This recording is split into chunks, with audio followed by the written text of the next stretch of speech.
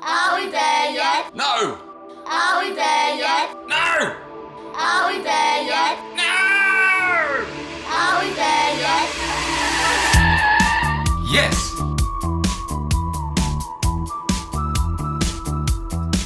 Dad, I'm hungry.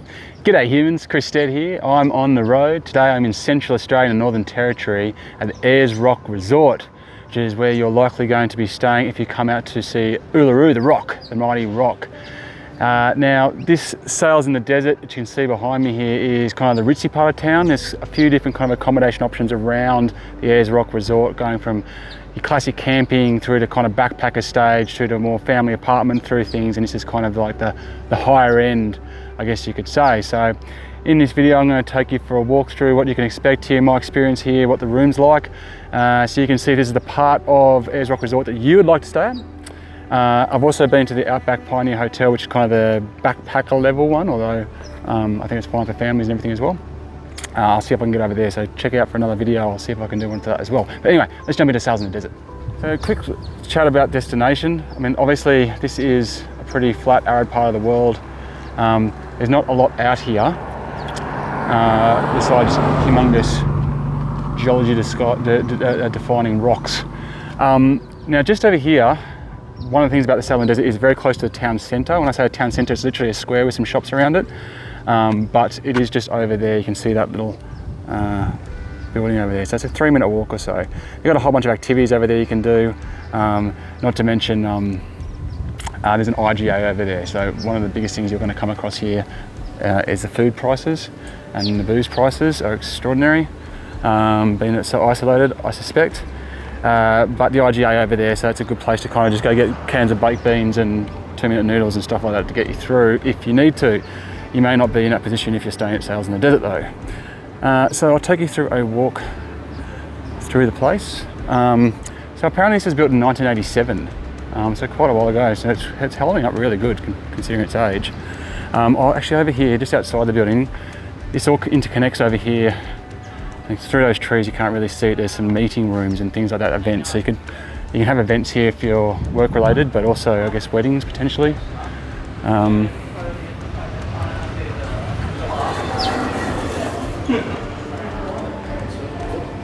So obviously very much a tourist destination, so we've got a little gift shop to walk through before you even get to reception. Bits and pieces for collectors of all kinds. Now, one thing this place has done really well is space. I mean, we're in the middle of the desert, right? So space, I guess, isn't a problem, but everything in this stay is really opulent and large. So that's the reception area down there, and then in here you've got kind of the restaurant and bar. Now, I was in here last night and it was quite busy and bustling, and it's the middle of the day right now, so as you can possibly imagine, everyone's out hiking and exploring and swimming, doing these types of things.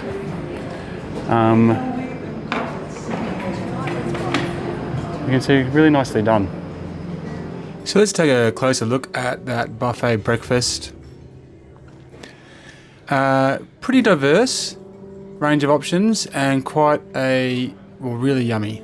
So you can see there just a couple of I guess Asian options, Asian cuisines, and then you're pretty much stepping into your staples. So you know, your tomatoes, your mushrooms, your bacon, your sausages, your hash browns. I am guilty of all of those. And in the middle island as well, the ability to make your own omelettes, my personal favourite. Plenty of savoury options, cupcakes, quite a diverse range of food and options. Plenty of fruits, plenty of cold foods, as you can see there, meats, cheeses and so forth. And a wide range of, dried or cereal toppings and cereal options as well. Nothing like crazy extravagant, like you can see the cups of yogurt there, but that's what the kids are getting. So no crazy kid options, but still a really nice selection of really well-made, yummy stuff. So yeah, definitely happy with the buffet breakfast experience at the Sails in the Desert. There you can see my feast, and boy did I enjoy that. There's more through here, there's more spaces for like private events and so forth, so they must do a lot of corporate stuff out here. But as you can see, no shortage of room and space for people.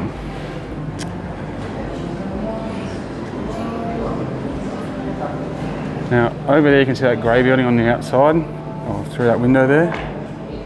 That's got a spa in it. When I say a spa, not a spa you can just go get into, a spa as in beauty treatments and so forth. You know what, I'll take you over there. Look at those beautiful gum trees. Lovely. So as I mentioned, there's a lot of space, and I'll take you into the rooms for a bit of a closer look in a sec. There you go, the Red Ochre Spa.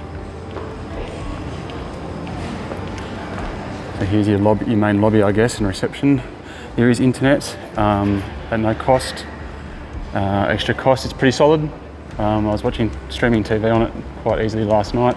Wouldn't say it's the world's fastest internet, but more than adequate to keep you in touch with the planet.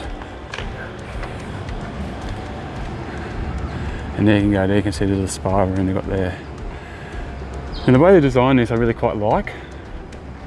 It's great that they've got such trees and shade in here. I mean, today's actually pretty mild, about 30 degrees.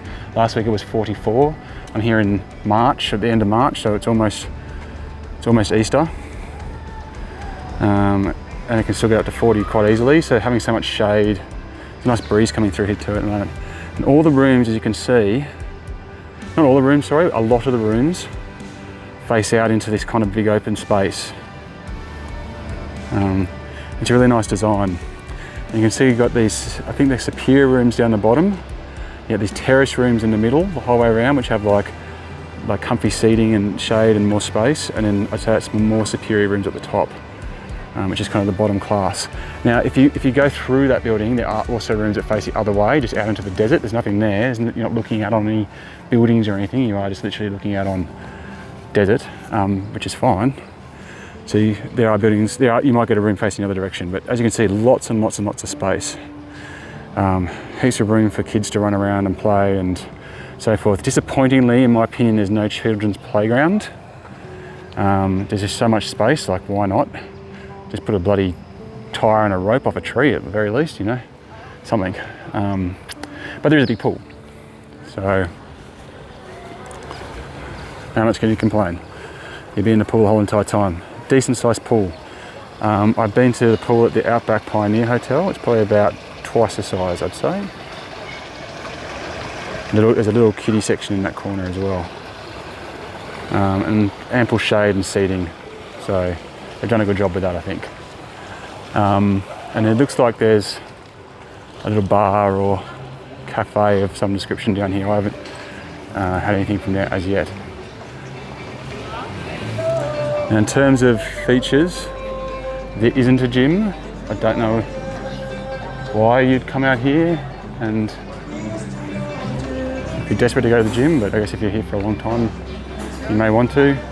I would be going out and hiking all the phenomenal natural wonders around here as you exercise, but there is no gym, so that's something to take in note. And the only other real, I guess, feature of note is tennis courts. So there are 2 tennis courts. Again, so hot, I don't know when you'd use them, but there are 2 tennis courts out here. Here you go. You can see over here is amphitheatre, that's part of the kind of main hall. It's town centre. And then you got the actual complex here. There's your tennis court right at the back there. And there's not much else to it, to be honest, when we're talking about just a bit of a wander around. The rooms are kind of replicated all the way around, as you can see. Lots of open space in the middle. When you kind of get back over here towards the road, so we've just walked around the main complex, and now we're walking towards the road that I was standing out on before.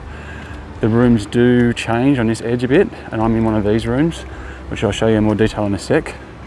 So they're possibly a little less spectacular from the outside, and you don't get kind of an outlook. I'll show you, sorry, I'll go around this way. In closer detail what I mean.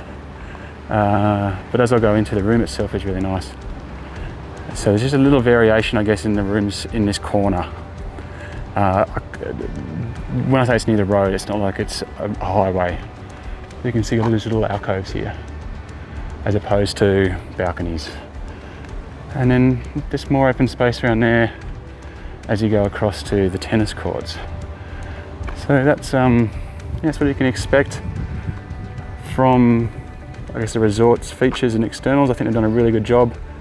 It's shady, it's wide, it's open, it's easy to get around, and the eating space and bar and main foyer area has been really nicely done, and the aircon in there is nice and strong as well. Let's go take a look at the room. I am in room 402, which is around here, which I said is a superior room.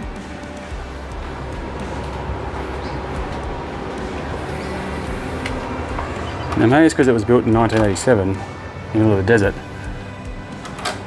This is a big room. So the king bed, you can get it in 2 queens as well, but there is a lot of space in here. You could easily fit stacks of kids, cots, everything. I don't know if they'll let you, but one of the biggest rooms I've come across, really. The extra table, it's a decent sized table as well with chairs is lovely. There is Ethernet, although the Wi-Fi is fine. TV with your classic channels in it. Down here you will find a fridge and some hanging space, safe, ironing board, iron, the huge. So quite a lot of space to easily spend a significant amount of time in without getting too claustrophobic. Coffee and tea. Now in the bathroom, big nice open bathroom as well. A little bit disappointed to see kind of the small packaging still going on. It's not great. I would have thought, especially for such a national park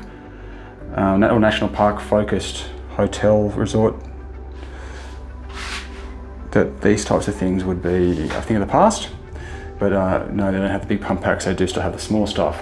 Hopefully that'll be something that changes in the near future. But otherwise really well appointed. Huge props to the shower, which has 2 variants. You can run both at the same time too. And look at this, luxury chair in the shower. Very interesting kind of button system they've got going down here. You can operate them both like that, you can see.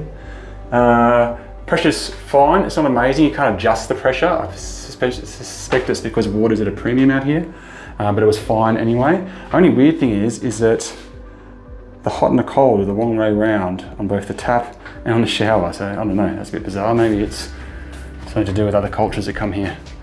But that was something that I noticed there. Now, I don't have very much in the way of criticisms. The bed was lovely. The pillows were pretty good. It does go straight from crazy soft to super hard.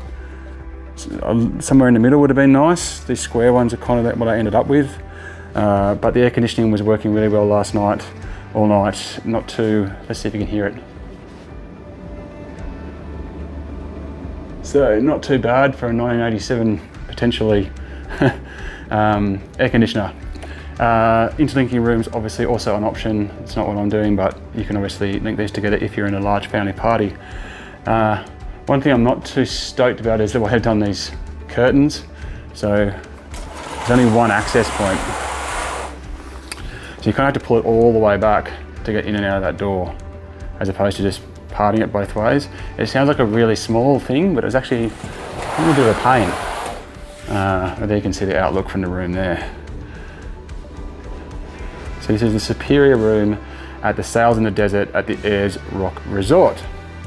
So there you have it, guys. Those are my thoughts on the Sails in the Desert stay over at the Ayres Rock Resort.